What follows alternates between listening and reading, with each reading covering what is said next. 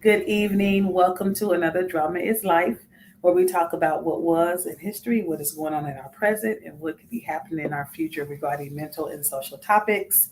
We discuss these topics um, on various scales of mental and social issues to bring awareness to mental health and decrease the stigma in the African communities in general, but particularly in the African American communities and the faith-based communities. So welcome, welcome, welcome.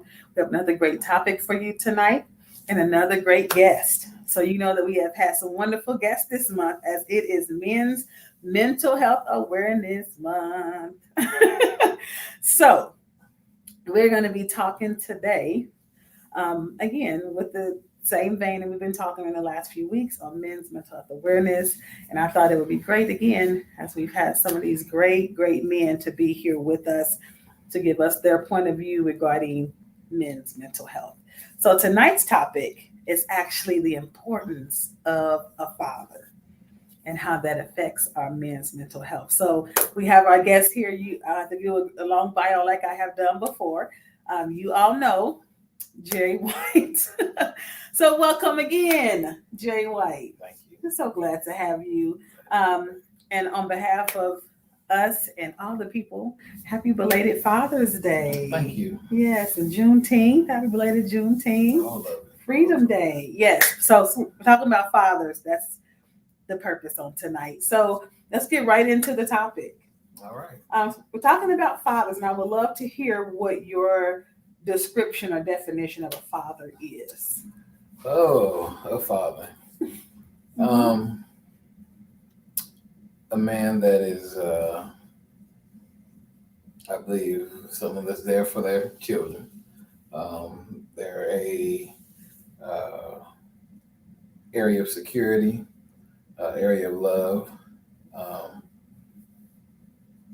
just I would say like a rock for a family. They can be the rock, be that stability for a household. That would be, kind of be my short definition of what a father would be. Okay. So a man that is stability for his family, his household, and therefore his children. Did I sum that up pretty well? Yeah. Okay. So I heard you say a man. So I'm a woman. Can I not be a father? No. Why can't I be a father? If I take care of the children and say, say a man is not there to be stable, can I not be? How come I can't be a father? Because you're not a man. Only men can be fathers. I don't care what they do in today's society. Only men are fathers. And only women are mothers.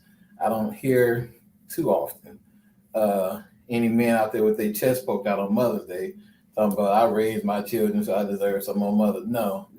And so the flip side, shouldn't be no women poking out their chest talking about I'm the father. You're not the father. You don't carry seed. If you carry seed, then you're a father. You don't carry no seed, you can't be no father. So I don't care what all you done. You are a mother or you are a father, but you're not both. It's not happening. So I thank God for the mothers that raise sons and raise daughters by themselves. You ought to be applauded, and I totally agree with that. But you are not the father. Gotcha. I feel like Maury Povich. You are not. I keep thinking, and I thought about the dinosaur movie. I don't know if you all remember that. What was the name of the dinosaur when the baby always said, not the mama. The mama, So I thought about that when you said that. But yes, I think that description is definitely, I think, definitely appropriate and needed to be said and heard from a man. So thank you for that description. So following that description, a man that is there for his children, that is a rock or stable in his family. We've been talking about fathers being the foundation of the family. Why do you think that's something that's beneficial, not only again to the children but to everybody? I mean, with the way the world is, you need someplace where you can go and feel secure. I mean, out in the streets, out in the school, out the workplace. I mean, there's just so many things that are happening, and you just need that place where you can come to and just feel like, okay, this is a secure spot, this is a calm spot, and I just feel like everybody needs that. And I think fathers may not be all fathers, but I know a lot of men that are kind of that common place that people can go to, and yeah, now and again you might lay their head on the shoulder, or you could just that place where they can just breathe, you know. Well, I also hear that people talk about the fathers being the disciplinarians. So how does that go with regards to being the calm place? When a lot of history, as some of our previous guests have stated, that when the fathers came home, they were already put in the place of like, okay, take care of Johnny or take care of, of Tamika, whatever, right? Like you came home and you already were seen as the one that was going to do the disciplining. Well, that's because you want that calmness to show up, and so you're gonna do what is necessary.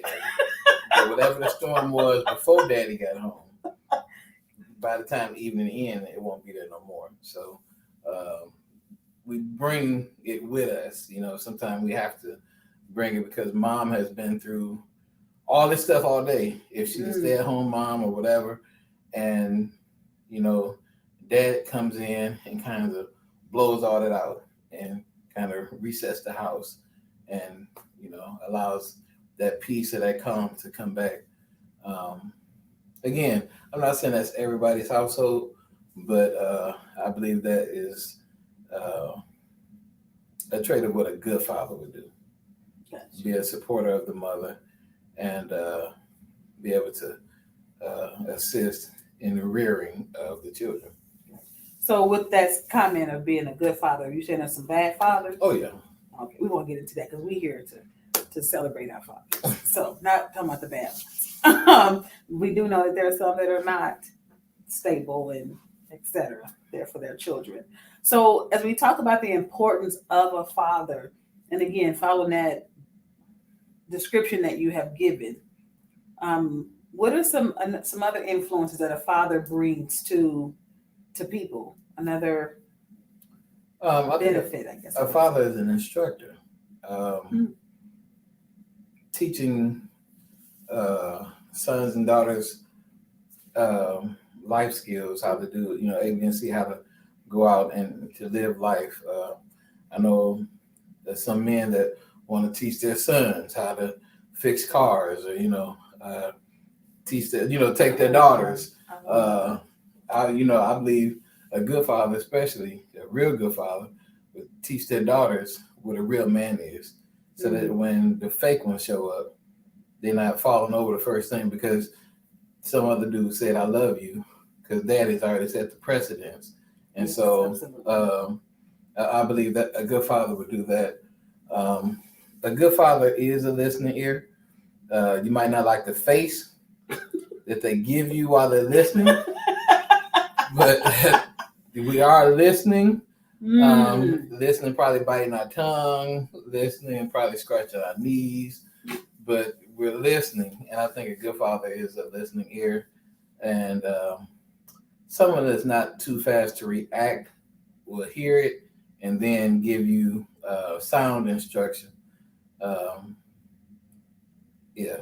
believe that would be some of the traits of a good father and some of the things that they offer.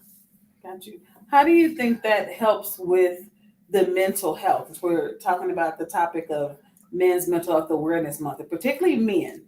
And we'll get to the women in a second. But with regards to being that listening ear, and like you said, not swift to respond, does that have anything to do with what we've heard in previous weeks, that, men are kind of the reserved, as you said, quiet, calmer of the storms?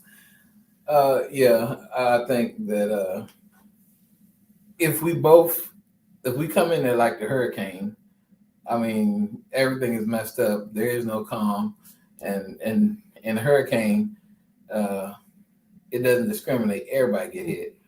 But when you have that calmness that comes in, you can be more specific.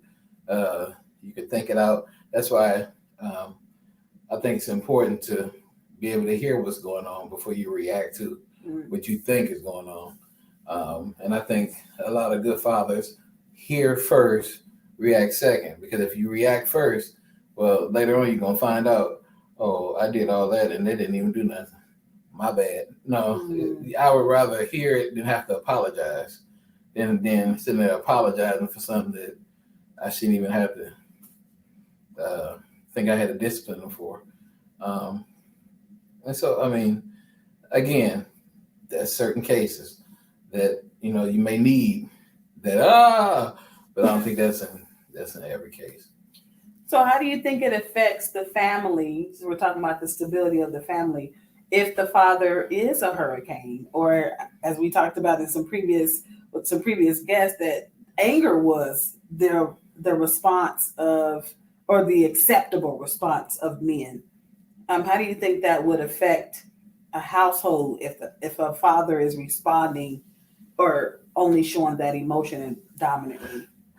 Then the children are going to learn that is the proper response, and you're going to see them do the same thing when they go to school or when they come against conflicts.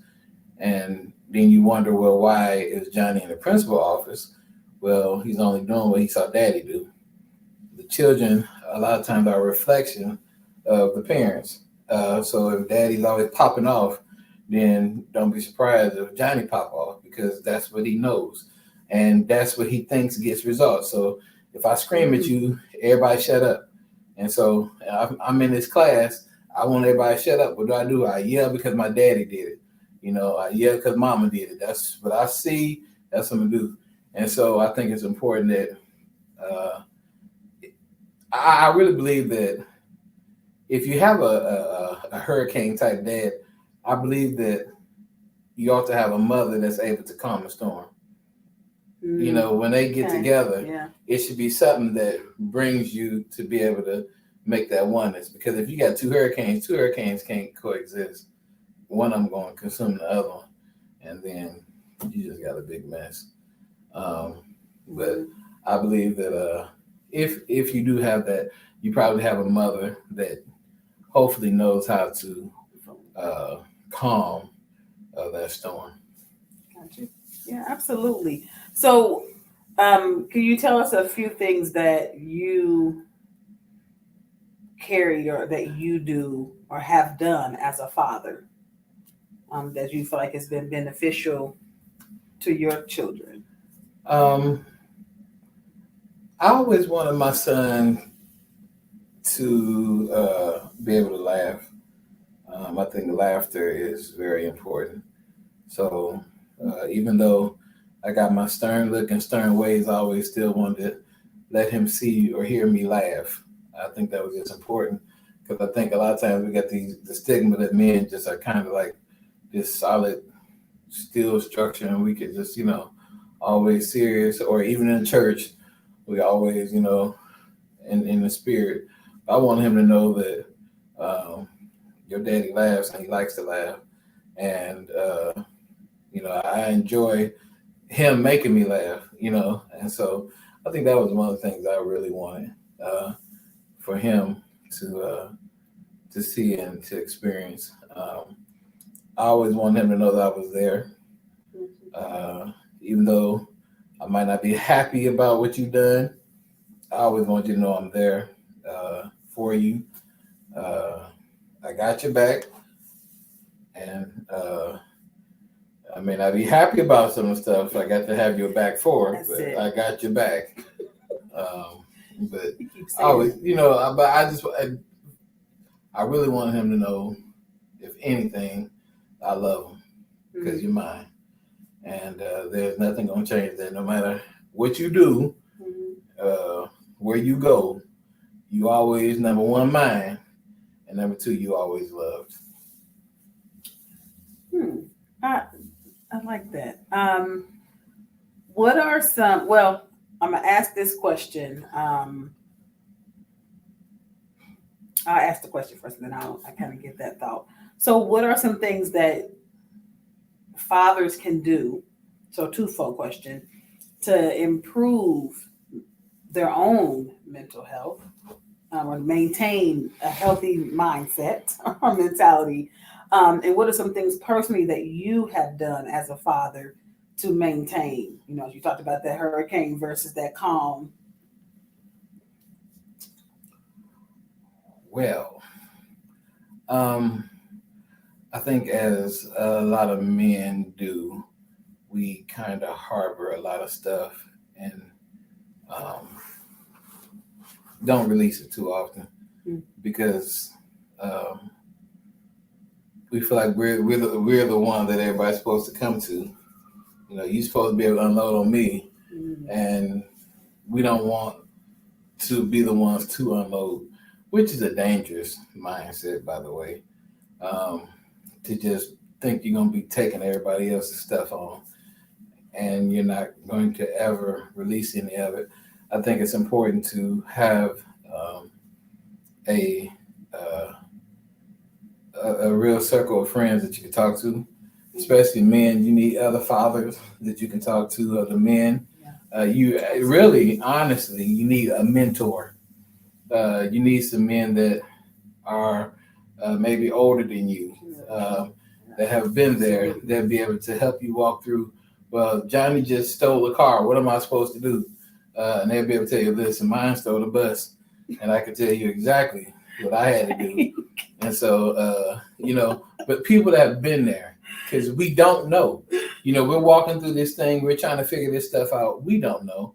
And so it's good to have a mentor or somebody that has been in the game for a while that will help you or be willing to talk you through those moments, because we all have them. Whether you want to admit it or not, we all have them, and we all sit there at times and we be like, I don't know what to do.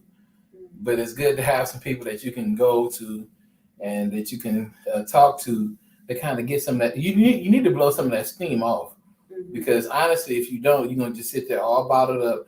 And if you ever had a bottle of pop or Coke or soda or whatever, and you shake it up, it's tight. And a lot of men walk around tight. And if you never pop that top, you sitting up there tight. And if you're not careful, you're going to explode. And then not only do you explode around people that are around you, but it affects people that have nothing to do with it. It can get bad, you know. So instead, why not let some of that air off? You know, it may come up for a little bit, but it go back down after a while. Just let some of that steam off, let that air out, and get some of that off of you. Is that something that you do for yourself? I do have, I have friends, fathers that are out there that we can get together and talk. I have been in settings to where some of the men were able to freely just kind of get stuff off of them. And I think it's those sessions that really help. Prayer does work. I know that for a fact. Because you have to find somewhere. You have to. I promise you, you'll lose it thinking that you're just gonna hold all this into yourself. It just don't work. It don't work like that. You have to let it out somewhere. Now, either you're gonna let it out in a positive way, or you're gonna let it out in a negative way. It's your choice. And sometimes in a negative way, your body begins to react because you hold so much stuff, and then you start getting sick and this and that going on, because I'm trying to hold stuff that really I wasn't made to hold. So. Got you. Speaking of hold, will you grab that bear for me? Thank you. I want y'all to see this bear. I'm gonna hold this bear for a second, and I'll tell you why I have it. But while this thought is on my mind with what Jerry just shared, I wonder what health issues do you think is common among fathers? And not even just mental, but just health in general. Heart issues. Okay. They probably got, I don't know, maybe cholesterol. Who knows? It's a gamut that probably will take place. You wonder why you got little twitches and ticks. All because you're so stressed that you don't know. Your body's trying to figure out, well, how do I get rid of this? And so now I I find myself doing stuff involuntarily because I didn't let some of this stuff out. So it could be a gamut of things. And as he mentioned, absolutely, with regards to a lot of the health issues that we see predominantly happening among men is heart attacks, heart issues, whether it leads to an attack. Hopefully it does not. But as we talked about before, a lot of times men don't go to hospitals. They do not seek treatment initially without some push or some women or loved one pushing them to do so. So a lot of times, again, they don't go until the attack has happened. As you mentioned, high cholesterol, which ends up being strokes, high blood pressure, which causes heart attacks, and cholesterol causes strokes. Said that backwards, but the high cholesterol, again, for holding things in, the stress that happens in our bodies, whether you're a man or a woman, that it definitely builds in your blood system. It's going to come out in your organs, and we talked about that before. So please, as you get your physicals, I always encourage people to get your mentals. You're like, what is a mental? A mental is a yearly mental health checkup. That should be just a common theme. I've been saying that for years, to be able to do that, especially for our men. So anyway, I'm going to tell you why I have this bear, because as Jerry was talking about the benefits or the influence of a father and some of the roles that they do, love stood out to me. That they are not only the stability of the calmness, but they also are the ones who show you what love really looks like. And I'm going to talk about my father. My father is no longer with us, as you already know, because I talked about him before. Since he died in my childhood, he was somebody that I learned a lot of love from, and even my love language. I'm somebody that is a very physically affectionate person, where I like hugs. I like, like you said, the laying on you, that kind of thing. And so my father was a great influence because he showed love, and that continues to stay with me. And he didn't give me this one, but stuffed animals I love, and I think I loved it because he always came up with some kind of bear he would win for me at places or wherever. But and this made me just think about that. One of my favorite colors is pink. So I think about love, and again that, and as again, sometimes we have fathers that are big teddy bears, right? They are holding a lot of things, but they are where we go to get that release and get that calmness. So I just wanted to say that because I thought about that with regards to the influence of a father on a female's perspective as well, that they are love givers and the foundation of what love really looks like. So if you're a father out there, please show love. So I will ask, as a last question, what is something that we can do to support from the mental health side? As a mental health side, what is something that we can do to support our men and particularly our fathers?